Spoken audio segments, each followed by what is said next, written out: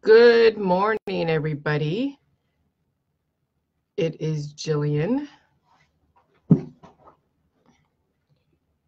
So it's been a really interesting last couple weeks since I started talking about, I think it's early, like in the January 20 something, I was talking about communism and everything and looking at the Democrat Republican Party and then me picking a side, choosing Trump, and then look at history in the 1960s and then communism and then my part in it, living in California, working with the actual Communist Party.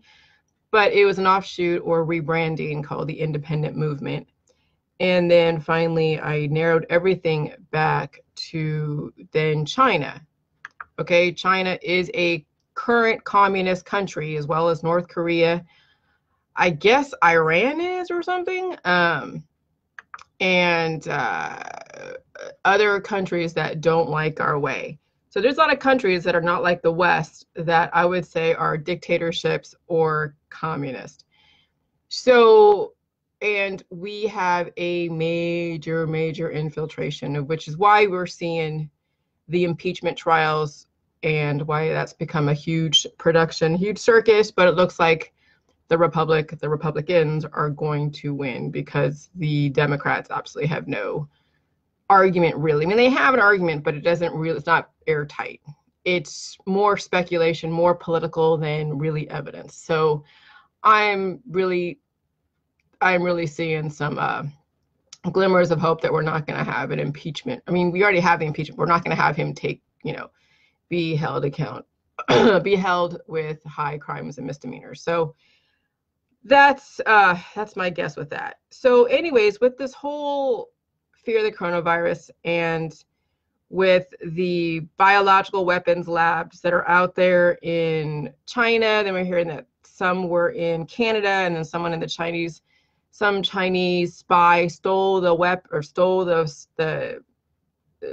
virus from Canada and brought it to China and they weaponized it. Okay, there's so many stories out there. And yeah, you don't know. Nobody knows, okay? Nobody knows. But here's the thing. This is not like some shooting where, okay, somebody's shooting somebody. No, this is like where all the mainstream media, all the different agencies, all the different outlets are involved with whatever this fear campaign is. Now, I'm not saying that there is nothing to it. Of course, there's something to it. No one should ever take this lightly. Because this is not just some shooting in some random place where, okay, we're going to have a little bit of press and then that's it. No, this is where they are actually mentioning the coronavirus. They're talking about Wuhan being shut down. There's YouTube videos of people talking about what's going on in their town and that the hospitals are overrun and people are coming down with these illnesses. Yes, that's true. China is like a third world country. I've been there. I've been to the rural villages. I can kind of see where you have poverty along with malnutrition, and then a virus will take down any poor community. So imagine the homeless in San Francisco getting exposed to the coronavirus. It will completely decimate the homeless in San Francisco and anywhere else where there's homeless. Okay, so poor people with major predispositions, major just issues, yeah. This should scare you, because if somebody in China, who we have people that live like the Chinese, they're in destitute areas. Just look in your town. Just look at San Francisco. The people in San Francisco, as far as the homeless, are no different than those that are living in squalid conditions in that part of China. Now, I'm not saying they live in squalid conditions, but even I've been to a house in China in a rural village where it's a stone house, and the only running water is from like the nearby stream where it was piped in, yes, but the drainage system was like in a dish, and then you threw the dish out or threw the bowl of the excess water out that you used. They didn't have a plumbing system per se of where to put their wastewater. It was thrown out in the backyard. So imagine, people like that living in that kind of conditions where, yeah, they look relatively healthy. They're relatively healthy, but you get an aggressive virus in the environment, it'll take down even the strongest dude. Okay, so you can't really take this lightly. Yes, we have checkpoints, in our airports, sort of, to do some kind of screenings. But I mean, like anything, you've been exposed to a virus, you're a carrier, you're an asymptomatic carrier, incubation period, latency period, whatever you want to call it. And then, you know, at some point your body breaks down, someone's going to get exposed to that because you'll be communicable. Okay?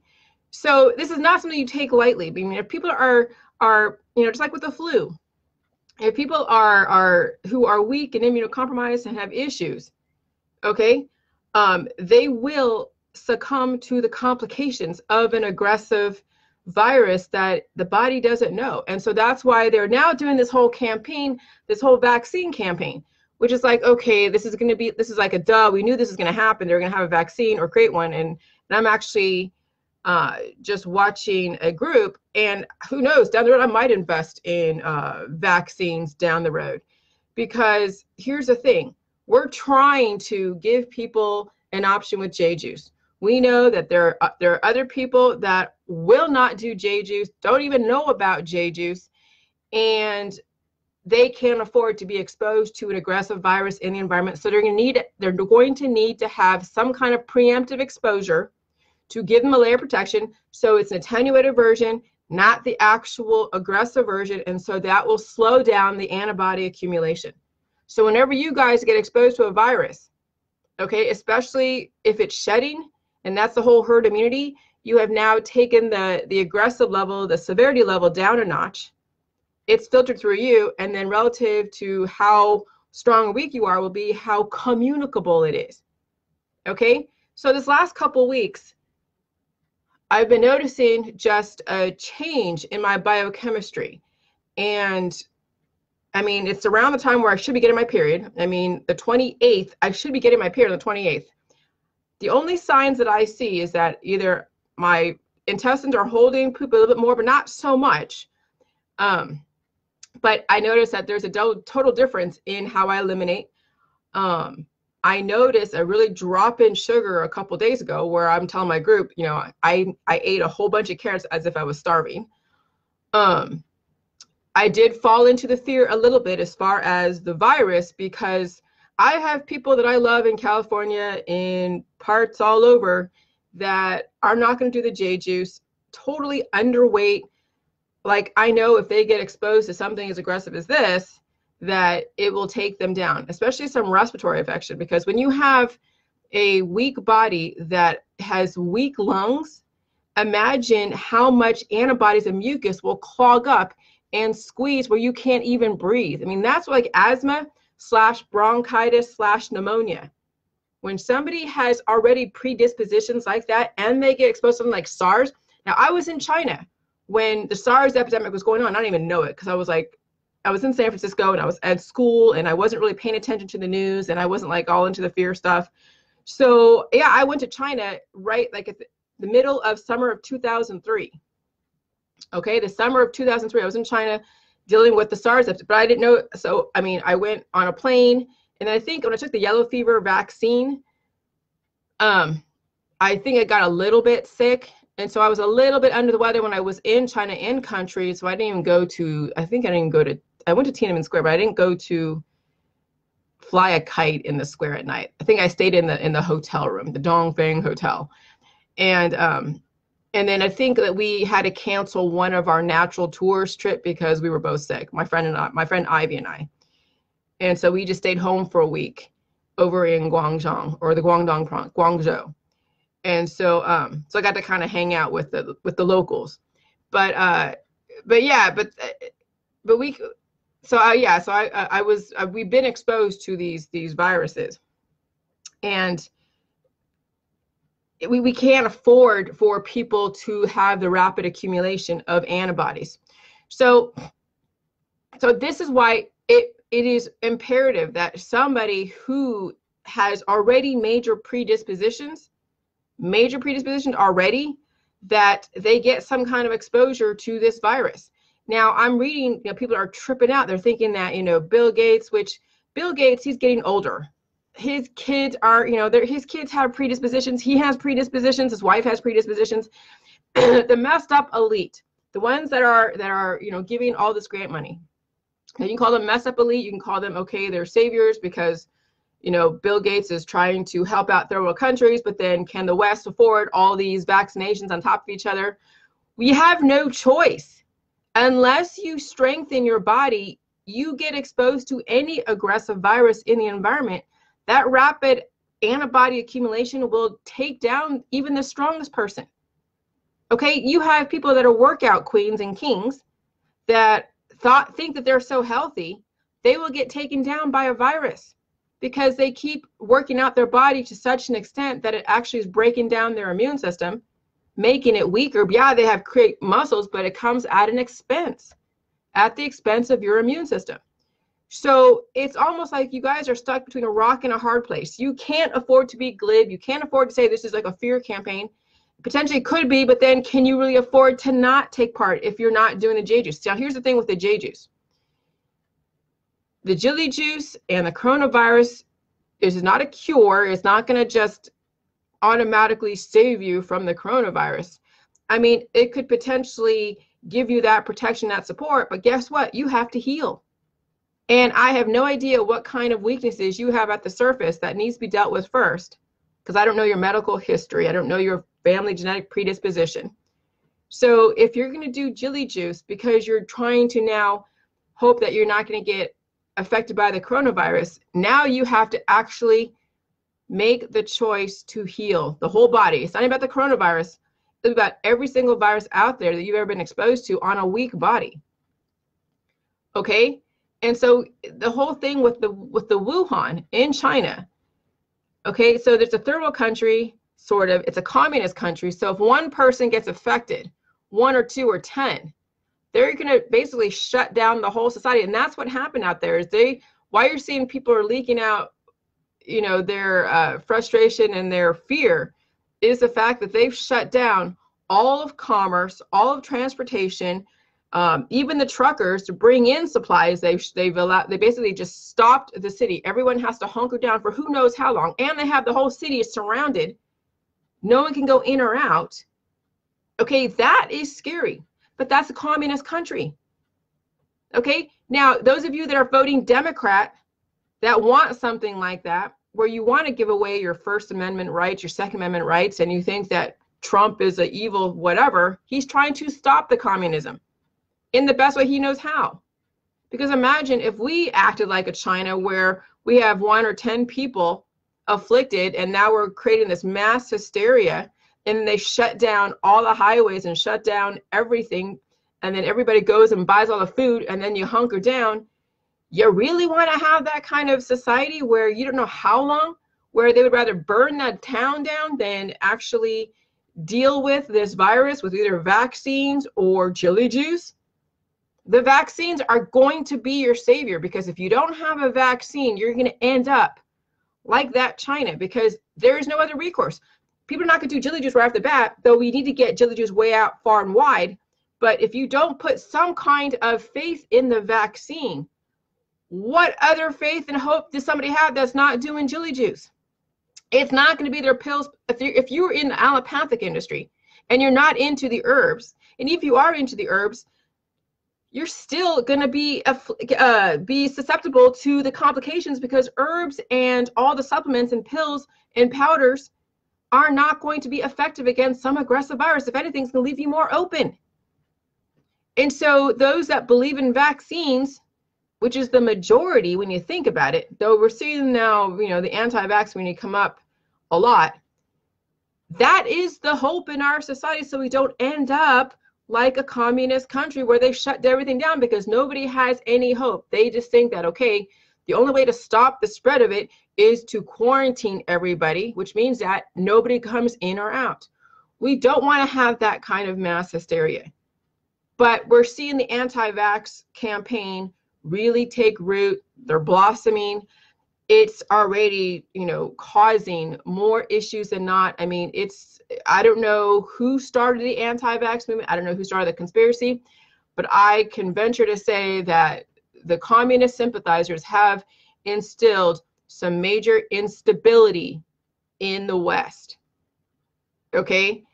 And I have no idea who, you know, whoever is planning whatever, the whole Georgia guide zones, I have no idea what people they're targeting, What society, what mass hysteria they're going to instill, I have no idea. But your vote for Republican or someone for America, as much as you can, though it may be already too late. We may have a compromised, government. But then I don't know. I mean, that's the thing. It's like we don't know for sure. Because I can't say 100% that my government isn't compromised, both sides. And, we do have to have shades of socialism because we have weak people in our society. But there's no way to know. So you have to just let logic kind of just take precedence and say, okay, we don't want to end up like Wuhan. We don't want to be communist where 1 or 10 people will dictate the future for everybody.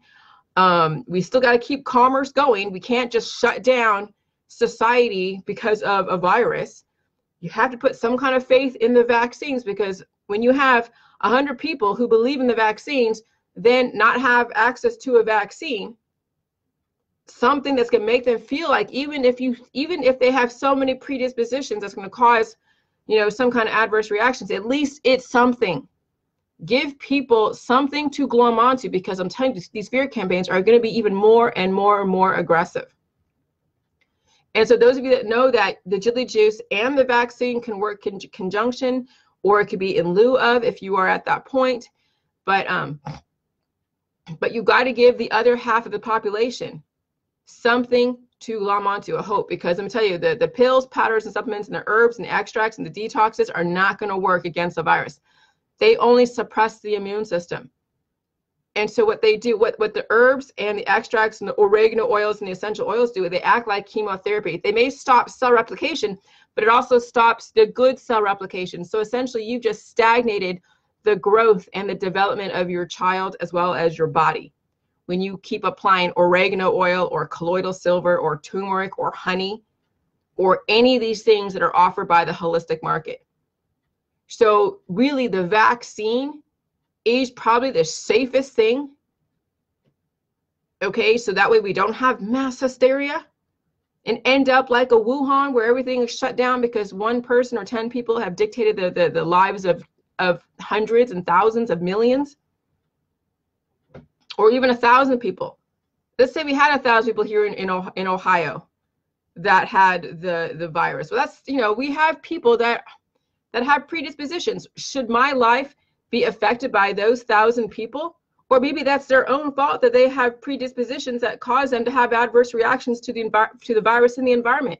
But I shouldn't have to be punished for their weaknesses. And that's exactly what's going on in China. Communism is where you're being punished for somebody else's weakness. That's not what we want to promote here in America. That's why you have to vote Republican. Do not let the communist, the organic garden people, off-gridders dictate your life and tell you that capitalism is horrible, because you're going to see what the worst of the worst happens. Look at Wuhan. Okay, this is a perfect example where communism will destroy a city and a nation. You have to strengthen your body, give people some kind of hope. Those that are into the vaccines, invest in the pharmaceuticals, because those are going to keep people feeling like they do have some hope when they're on their way out the door, because you can't get to everybody. As far as the Jilly juice, that you already see it. So give them something, because if not, then you're going to have mass hysteria with absolutely nothing to hope for. Nothing. And that's the tactic I got to take. I'm going to introduce J-Juice to everybody. Believe me, I'm not going to not introduce J-Juice to everybody, but I know I'm not going to reach everybody. I know it. So if someone wants to take a vaccine, they want to do a procedure, a heart transplant, whatever, biotech is probably the best investment as far as monetary, because you will see patterns over time. Now, I'm not justifying making money off of people who are, but here's the thing. They're going to do it anyways. Some people would say they would rather not get the vaccine because they think that Bill Gates is trying to take away their religion or something. Some people say they'd rather die than take the vaccine. What the fuck? I'm like, See, that's how bad it's getting, you guys. That's how bad it's getting. So I don't know what the answer is. We're still working through these fear campaigns. And back in 2003, when SARS, it wasn't really like a major horrible thing because we didn't have the internet instilling more fear. The internet has really created such an exponential fear-based campaign that's even more so. And so I don't know what's going to happen. But don't downgrade the vaccines. Promote Jilly Juice. If someone is not going to do Jilly Juice, then promote the vaccine. Invest in the vaccine developments. Invest in biotech, because that's the hope to keep your society relatively sane. Seriously. Because let me tell you, I know I call it socialist medicine, but at some point, we want to keep those that are on their way out the door relatively peaceful. We don't want them freaking the hell out, because they're not going to do Jilly Juice. They're going to go, and then what's going to happen is you're going to have so many people sick because they're not taking the vaccine and they're not taking care of their body. Then it's going to force the government to make a choice. And it might reach that tipping point where it's going to force any, elected official who has, access to the police force to then mobilize troops to stop the mass hysteria, to quarantine everybody. Okay, so, I know that China is third world status in some parts, and they're not exactly the same as us, but the people that are being afflicted are no different than the people that are poor in our country who have predispositions, relatively the same biochemistry. How they manage that, how they handle that situation is based upon a communist regime. We don't want to have the way they're handling that over here in America. You got to give people some kind of hope as far as a vaccine, so they don't have to shut down the city because of people who are not taking the vaccines and they're not quarantining themselves. And we don't want to have martial law, okay, because that's going to happen when people are out of control. So you're seeing already, a prototype of what is already happening to our nation with those that are anti-vax, anti-big pharma. It's a transition, you guys. I'm not a fan of everything socialism, but then you know what? I had to use it too for a while. We have to understand there's a transition until we get everybody healthy, or people that are unhealthy will pass away and they'll stop reproducing. But we can't legislate morals, so we have to understand there's a transition. We can't just rip off the Band-Aid and let it bleed freely. Okay? So we'll see what happens. Hopefully this isn't skipping. You guys, can you hear me okay? Not many are saying too much.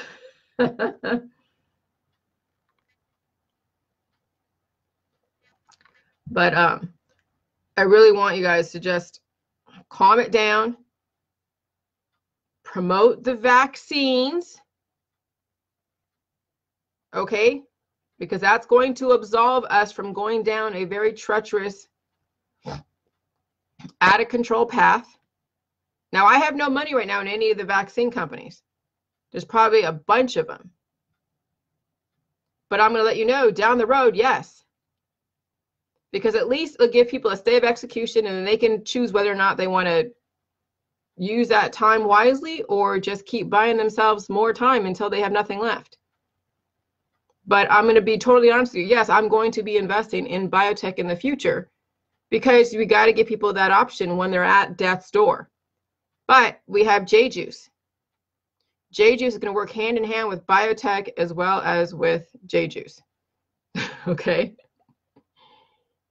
And eventually you want to have J-Juice to be the only thing, but we know people are in that transition point.